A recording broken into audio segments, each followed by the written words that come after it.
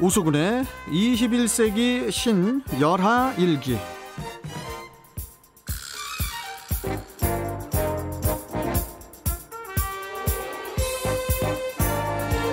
급박하게 변해가는 한중일 동북아 정세를 이해하기 쉽게 풀어주는 분이죠. 오수근 콩코디아 국제대학교 대외교류 부총장 연결해서 관련 소식 들어보도록 하겠습니다. 지금 중국에 계시죠? 자, 우수근 부총장님, 니하오. 따자하오, 따자하오. 여기서 따자는 큰 대자에다가 집가자, 하오는 조로자, 대가 혼데 대가 큰 대자고 집가자는 여러분이란 뜻입니다. 따자하오면 여러분 안녕하세요. 예, 알겠습니다. 저 부총장님, 네. 혹시 이거 좀 맞춰주실 수 있으세요? 혹시 주관식인데 일이 어려운 거죠. 예, 가만히 있어봐요. 일이 일어나기 전 또는 일을 시작하기 전에 미리 약속하는 것을 뜻하는 것을 뭐뭐 예약이라고 할까요? 뭐뭐 예약. 제가 그거 아는데요. 예, 우리 집사람이 그건 누가 물어보더라도 절대 대답하지 말라고 했어요. 그래서 우리 아내 말을 전 들어야 합니다. 옆에 사모님이 계시나 봐요. 없습니다만 저는 항상 24시간 받들어 충성을 다하고 있죠. 네. 알겠습니다. 이게 가정이 평안해야 되지 않습니까? 네, 그렇죠. 예. 왜냐면 오늘 이게 저희 출경대 시사 퀴즈인데 조금 좀 어려워가지고, 이게 솔직히 정답을 다들 아시겠지만 이게 또 은근히 헷갈려가지고 한번 여쭤봤어요. 예. 한번 여쭤봤고요. 네, 나중에 알려드릴게요. 알겠습니다. 자, 그나저나 참 이렇게 중국에서 지금 몇 주째 거의 한 달이 넘도록 중국에서 고생을 하고 계신 것 같은데 지금 어디서 어떻게 보내고 계십니까, 부총장님? 네, 지금은 베이징에 있고요. 베이징 그 북경대 안에 있는 호텔에서 북경대 캠퍼스를 지금 바라보고 있는데요. 여기는 지금 13도에서 15도, 우리랑 거의 비슷한 가을 날씨입니다만 중국은 크다 보니까요. 네. 중국 상하이 이남 쪽으로 내려간 중국 남남 지역은 아직도 35도에서 40도를 오르내리는 여름 날씨입니다. 네. 근데 부총장님, 저도 한 2000년대 초쯤에 그때는 이제 장쩌민 주석 때 그때 한번 제가 중국 베이징을 한 2번 왔다 갔다 한 적이 있었는데 그때 생전 처음으로 그 북경에 갔었는데요. 이렇게 좀 뭐라고 할까요? 이렇게 흰 가루들 이렇게 공기가 맑지가 않던데요, 보니까.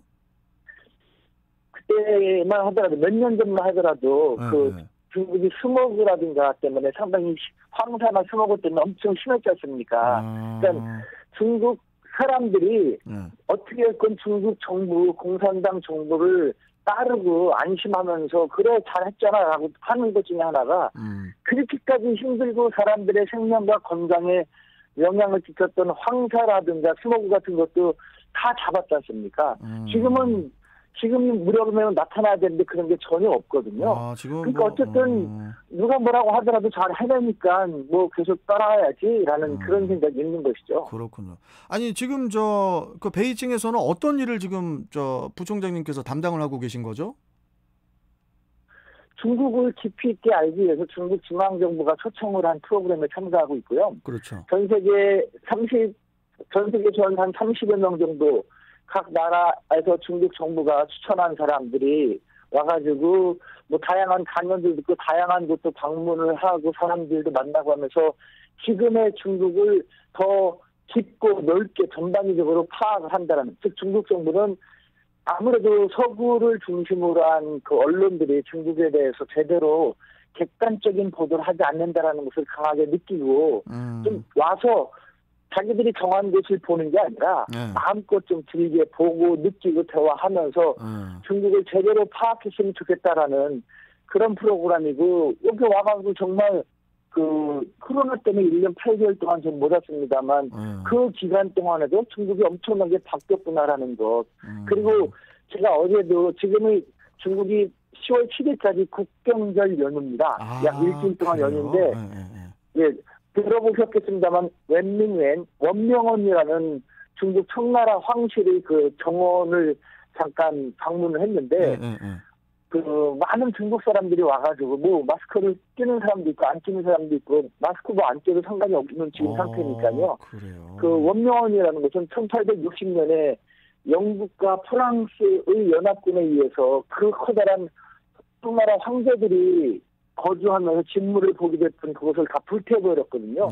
그 거대한 폐허지가 된 것을 그대로 사람들로 하여금 보고 우리 중국은 불행한 역사가 있었다. 이 불행한 역사가 반복되지 않기 위해서라도 힘을 키워야 된다는 그런 취지를 하고 있는데 제가 거기서 느낀 것도 서구에서는 중국이 호전 쪽으로 바뀐다. 너무 전투적으로 나간다고 하지만 중국의 입장에서는 정말 100여 년 동안 치욕스러운 큰 현대사를 보냈기 때문에 적어도 자주 국방이 될 수 있을 만큼의 능력을 키우자면 안 된다는 데 핵심이 되고 있는 겁니다. 이것조차도 외국에서 바라보는 거하고 중국에서 바라보는 것이 다르다는 것을 다시 한번 제가 요즘 느끼고 있는 것이죠.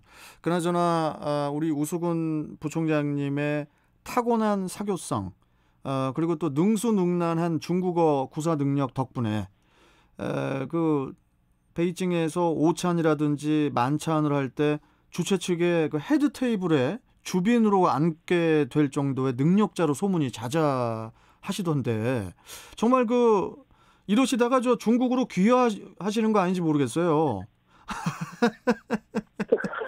첫 번째 그 소문이 역시 정확하지 않은 소문이고요. 아, 그래요?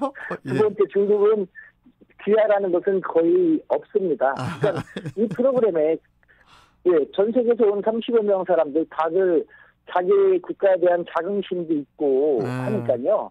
그 어떤 한두 사람이 그 헤드 테이블에 앉아서 주빈 대접을 받는다는 것은 나는 좀 한계가 있다 해가지고 내가 그 주최 측에 중국 측에 얘기를 해가지고 주빈 자리에 로테이션 돌아가면서 요번에는 이런 나라 사람들이 다음에는 저런 사람들 이런 식으로 해서 한 번쯤은 다 정말 국가를 대표해서 뽑혀서 왔으니까요.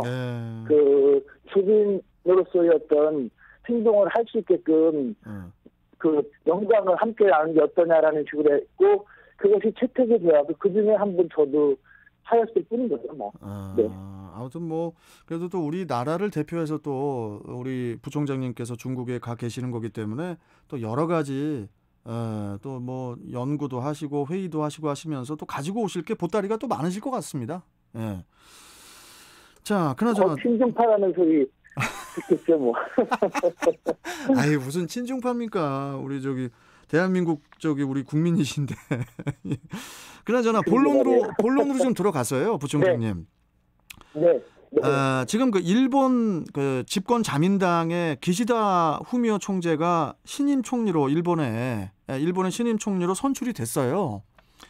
이 기시다가 아니고 이제 기시다 총재가 누군지 좀 설명을 좀 먼저 좀 해주시죠. 네, 먼저 참 그쪽 동네라고 표현하고 싶을 정도로 일본을 생각하면은 아무하다 고구마와 달걀을 한 번에 몇 개를 콱콱콱 씹는 듯한 그런 느낌이 계속 드는데요. 개인적으로 뭐 기시다 총리의 몇몇만 본다 하더라도 일본의 앞날이 정말 좋게 생각하지 할 수가 없다라는 생각이 계속 저는 드는데요.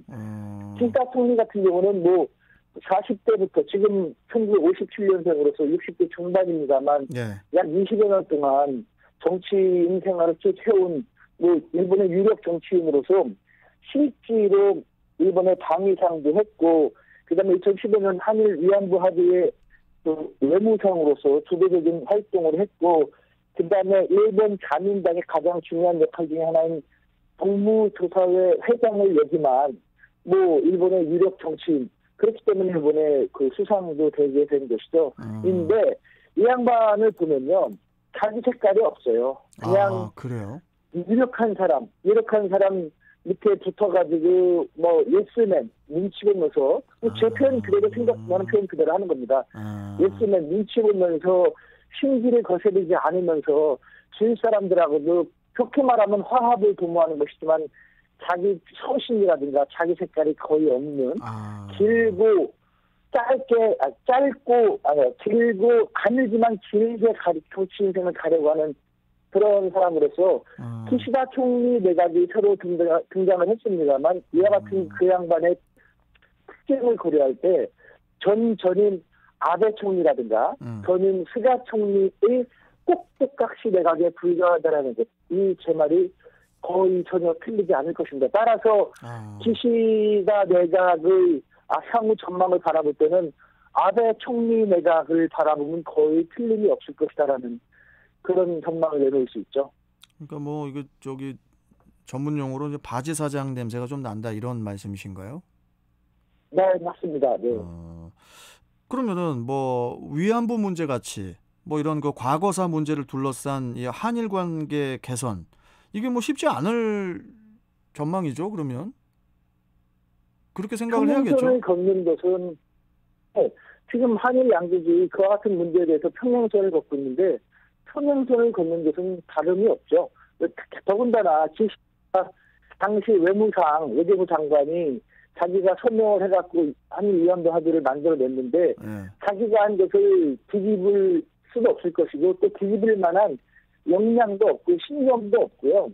하려고 한다 하더라도 그것을 끈기 있게 버티면서 해낼 수 있는 그런 것도 없는 그런 사람이죠. 그렇기 때문에 한일 관계가 나아질 것은 거의 없고 물론 저는 한일 양국의 현안에 있어서 양측의 입장이 서로 다른 면이 있고 그것을 갖다가 양측의 입장에서만 바라보는 게 아니라 어느 정도 조절도 할 필요가 있다고 생각합니다만 뭐 일본의 입장에서 이제 자기들의 입장만 계속 고수할 수밖에 없기 때문에 한일 관계는 뭐 나아지기가 쉽지가 않죠.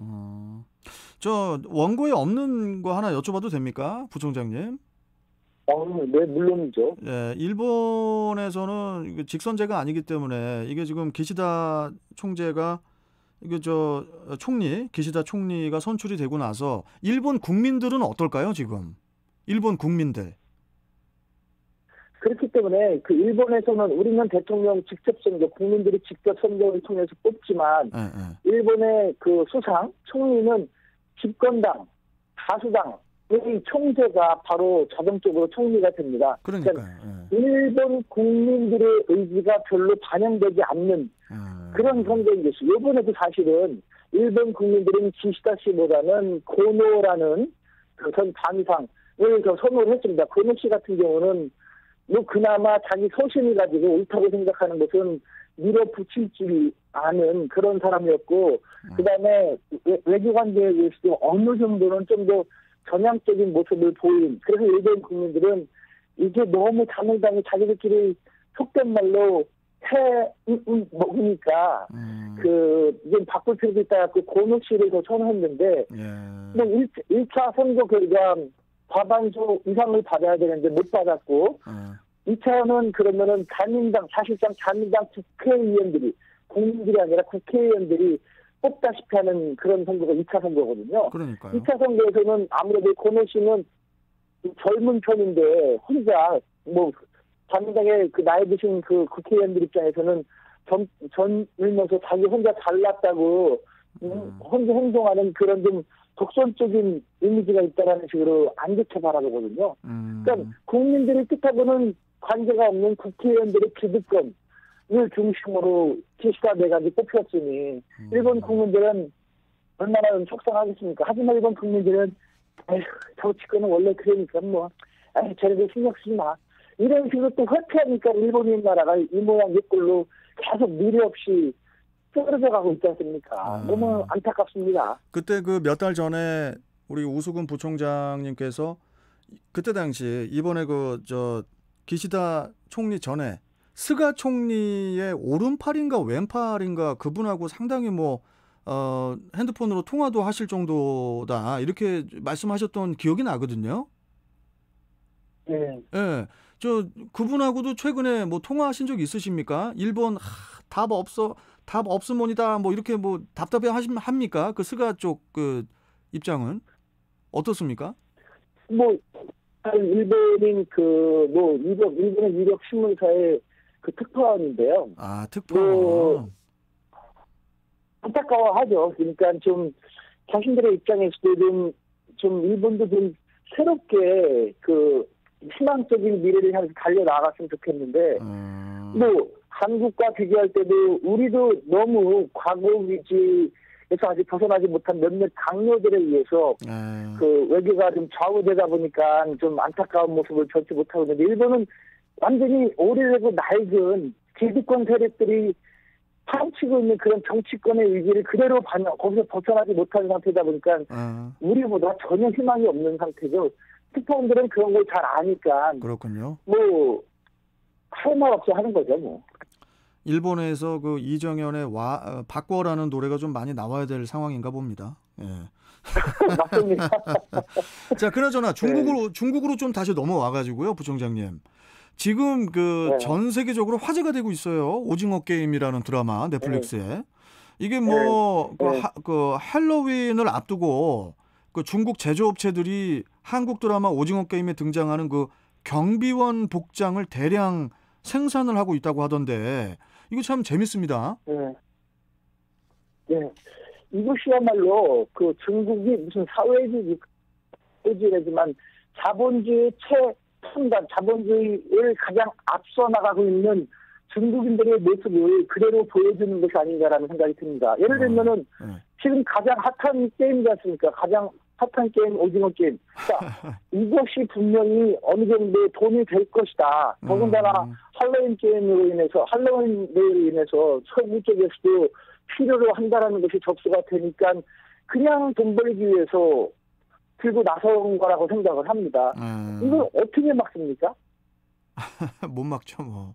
막을 수가 없죠. 그러니까 예를 들면은 이걸 갖다가 탓하고 한탄만 할 게 아니라 우리 같은 경우도 우리가 선수를 쳐갖고 우리가 먼저 멋있게 작품을 만들어냈으니까 그 파급 효과로 이런 것도 예상을 해서 준비하고 우리가 먼저 선수를 치면 좋지, 막을 수 없는 걸 갖다가 먼저 해놨다고 뒤에서 뭐 한다라는 것은 좀 뭐 막을 수가 없거든요. 자본주의 사회주의 떠나서.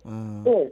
그러면 우리도 그렇게 좀 더 발빠르게 대응을 하면서 주도하면은 좋지 않았을까라는 그런 생각이 들죠. 더군다나 중국은 일단은 값싸게 대량 생산, 그래서 많이 허접하게 만드는 걸로 알고 있거든요. 우리는 좀 더 메이드 인 코리아답게 그렇죠. 그렇지 않다. 조금 좀 가격이 비싸더라도 제대로 만들면서 나간다면 자동차도 뭐 소형차도 있고 중형차도 있고 대형차도 있는 것처럼 우리가 선택지를 제공하면 되지 않을까라는. 그러니까 뒤에서 탓하고 손가락질하고 함부로 바뀌는. 여보세요? 예, 부총장님? 예, 전화가 지금 부총장님이 지금 막 열을 내시다가 전화가 핸드폰이 열받아가지고 끊어진 것 같습니다. 자, 그나저나 원래 이제 여러분들 그 우수근 부총장께 이 이야기까지 좀 여쭤보려고 했었어요. 마지막으로 뭐냐면은 지금 그 중국에서 지금 그 오징어 게임이라는 이 드라마를 불법으로 다운로드를 해서 중국 시청자들이, 그러니까 쉽게 얘기해서 한 푼도 돈을 내지 않고 오징어 게임을 보고 있단 말이죠. 중국 국민들은. 그래서 좀 우리나라의 국내 콘텐츠, 그다음에 또 뭐 저작권 보호 이런 게 좀 시급하지 않나, 이런 좀 말씀을 드리면서 이 이야기로 좀 마무리하려고 했었어요. 지금 오징어 게임이 뭐 중국에서도 난리인데 중국 국민들은 불법으로 다운로드 받아서 본단 말이죠.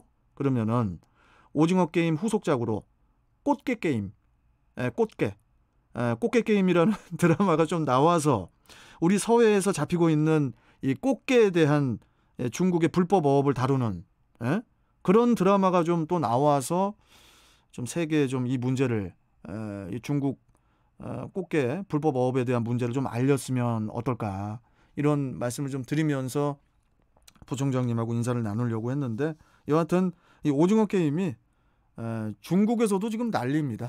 난리입니다. 이거 뭐 우리 지금 출경대 청취하시고 계신 분들, 오징어 게임 안 보신 분들 아마 조만간에 다 보시지 않을까, 이런 생각이 듭니다. 근데 저희들은 불법으로 다운로드 받아서 보는 게 아니죠. 자, 일단 뭐 우리 우수근 부총장님은 다음 주에 또 뵙도록 하겠습니다. 자, 지금까지 우수근의 제목이 여기 있죠. 우수근의 21세기 신열하 일기였습니다.